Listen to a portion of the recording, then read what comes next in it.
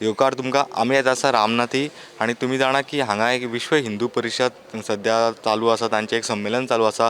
जगांतले सगळे हांगा जे हिंदू संघटना आसा तांचे सगळे स्कॉलर्स हांगा आयलेले आसा आनी तांचे आचार विचार हांगा चालू आसा. सो आयज आमच्या वांगडा आसा एक अशी व्यक्ती जे आमकां वीर सावरकर हांचें कॉन्ट्रिब्युशन गोंया खातीर कितें आशिल्लें आनी सद्या तेंचें कार्य कितें चल्लां, वीर सावरकरांचे विचार कशे ते फुडें व्हरता त्या विशयी सांगपा खातीर आनी आमच्या वांगडा आसा स्वप्नील सावरकर. सर नमस्कार तुम्हाला. इथे गोवा येण्याचा हेतू काय होता, म्हणजे इथं तर हिंदुत्वाचं अधिवेशन चालू आहे. मुख्यतः वैश्विक हिंदू संमेलन जे हिंदू जनजागृती समितीने भरवलं आहे त्यामध्ये सहभागी होण्यासाठी जवळपास 400 संघटना देशभरातून आणि जगभरातून आलेल्या आहेत.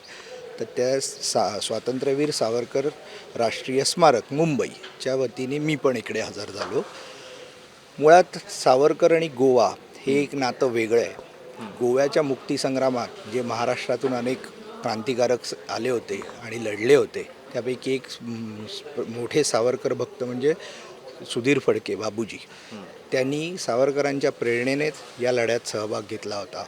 तसंच तुमच्या गोवा मुक्ती संग्रामातले अग्रणी क्रांतिकारक जे होते मोहन रानडे, त्यांना तर गोव्याचे सावरकर असंच म्हटलं जायचं. तर सावरकरांचं हिंदुत्व आणि सावरकरांचा स्वातंत्र्य लढा म्हणजे क्रांतिकारकांचे मेरुमणी असलेल्या सावरकरांपासून अनेकांनी प्रेरणा घेतली होती.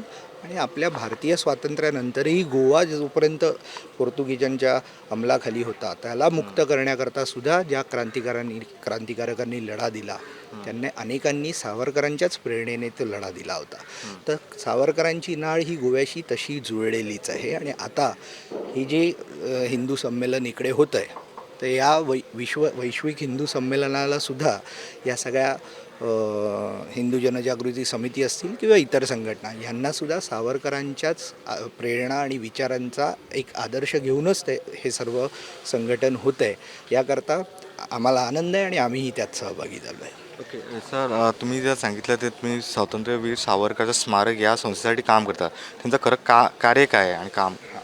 स्वातंत्र्यवीर सावरकर स्मारक ही मुंबईमध्ये छत्रपती शिवाजी महाराज उद्यान म्हणजे दादर शिवाजी पार्क जे पूर्वी म्हटलं जायचं तिकडे ही संस्था आहे.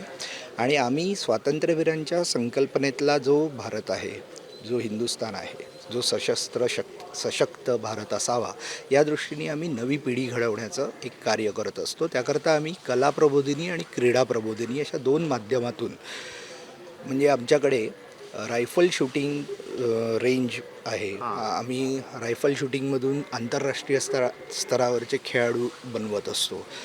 एकतर बंदुकीचं ज्ञान मुलांना व्हावं, दुसरं धनुर्विद्या आहे, आर्चरी ज्याला आपण म्हणतो. आज ऑलिम्पिक लेवलला हे सगळे खेळ खेळले जातात.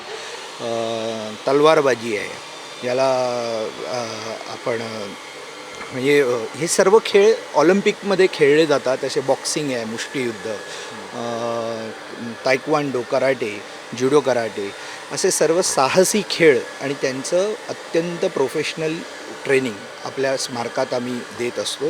ही मुलं घडवण्याचं कार्य करत असतो. आणि आता आमचं कार्य आणखीनही आम्ही विस्तारण्याच्या प्रयत्नात आहोत, जे दिल्ली, मुंबई, पुणे सर्व शहरांमध्ये पसरवण्याचा आमचा हेतू आहे आणि त्या दृष्टीने आम्ही पावलं टाकतो आहोत. प्रतिसाद भेटतो का तुम्हाला या गोष्टीसाठी? नक्कीच. आपला हिंदू हा भविष्यात अत्यंत सशक्त राहायला हवा.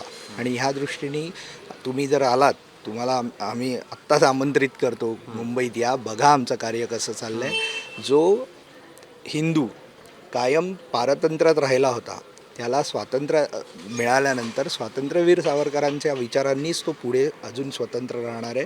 आपल्यावर संकटं अनेक येत राहतात, पण या संकटांना सामोरं जाण्याकरता आणि त्यांना तोंड देण्याकरता सावरकरी विचारांची गरज आहे. आणि त्या विचारातूनच आम्ही ही पुढची पिढी आणि आत्ताची पिढी जी आम्ही घडवतो आहे आणि हे कार्य तसंच पुढे करत राहणार आहोत. तुमचं जे कार्य चालतं त्यांच्यासाठी हिंदू म्हणजे कोण? तुम्ही कोण आहात?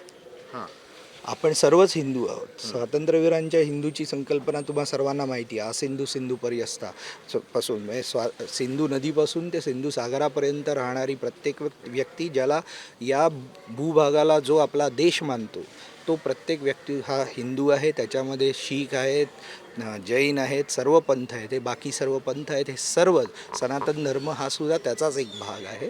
सो सावरकरांची हिंदुत्वाची व्याख्या आधी समजून घ्या.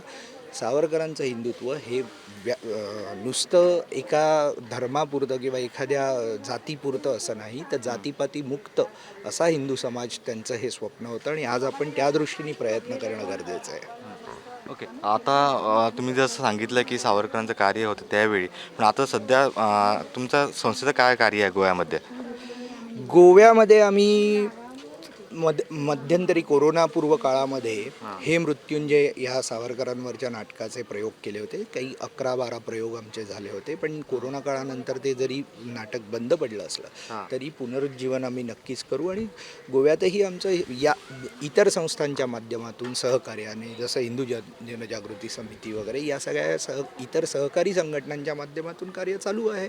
हिंदू जागृत झाला पाहिजे, हिंदू संघटित झाला पाहिजे, हिंदूंची शक्ती कायम एकत्र राहिली पाहिजे, जातीपाती मुक्त भारत हा हे आपलं स्वप्न असलं पाहिजे. या सगळ्या गोष्टींवर आमचं कार्य सुरू आहे. तुमच्या विचारधारेला का अपोज करतात लोक? म्हणजे काय तुम्हाला असं म्हणायचं आहे की सेक्युलर हे विचारांचे मुळात हिंदुत्व आणि हिंदू समाज हा सहिष्णू आहे.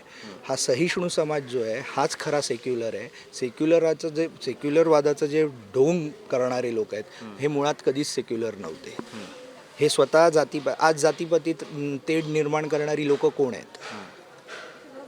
हिंदुत्ववादी आहेत? कुठे आहे? दाखवा उदाहरणासकट. आरक्षणाच्या खोट्या नरेटिव्ह सेट कोणी केल्या?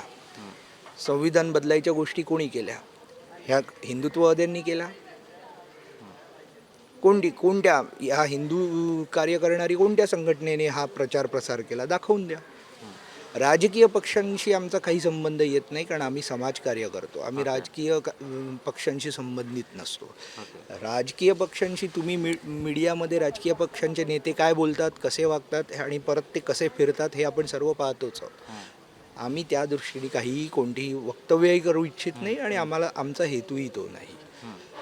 आम्ही पहिल्यापासून हेच सांगत आलो, स्वातंत्र्यवीरांच्या मनातला जो भारत आहे तो जर आपल्याला निर्माण करायचा असेल तर हिंदू एकवटला पाहिजे, हिंदू समाज एकत्रित जागृत राहिला पाहिजे आणि जातीपाती मुक्त हिंदू या संकल्पनेवरच पुढे आपण जर गेलो तर आपला हा हिंदुस्थान टिकणार आहे, भारत टिकणार आहे.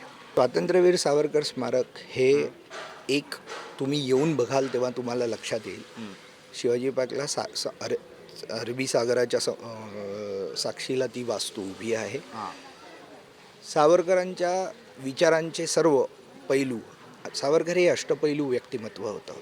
ते नुसते क्रांतिकारक होते असं नाही. त्यांना आपण सगळ्यांना एकच क्रांतिकारक लक्षात येतो स्वातंत्र्यवीरांचा, तो म्हणजे अंदमानमध्ये त्यांनी हे केलं आणि जहाजातून उडी मारली. या व्यतिरिक्त स्वातंत्र्यवीरांनी जे काही कार्य केलं आहे हे आपला इतिहास ते शिकवत नाही, दाखवत नाही. पण खरा इतिहास हाच आहे जो आजवर दडवला गेला, तो समोर आणला पाहिजे. या दृष्टीने समाजक्रांतिकारक सावरकर ही जी सावरकरांची हा एक जो वेगळा पैलू आहे याकडेही लक्ष दिलं पाहिजे. सावरकरांनी रत्नागिरीमध्ये जे कार्य केलं आहे ते म्हणजे खुद्द आंबेडकरांचीही आणि सावरकरांचीही त्यावर एक वाक्यता आहे की आंबेडकरांनीही त्याच सावरकरांच्या भूमिकेला सहमती दर्शवली आहे. सावरकरांचं कार्यही तितक्याच तोडीचं आहे, हेही लक्षात घेतलं पाहिजे. गांधीसुद्धा सावरकरांना भेटायला रत्नागिरीत गेले होते, हे तुम्ही लक्षात घ्या. आणि या सगळ्या गोष्टी लक्षात घेऊन जर आपण विचार केला तर समाज एकत्रित ठेवणं आणि एकत्र बांधणं यातच आपल्या सर्वांचं हित आहे.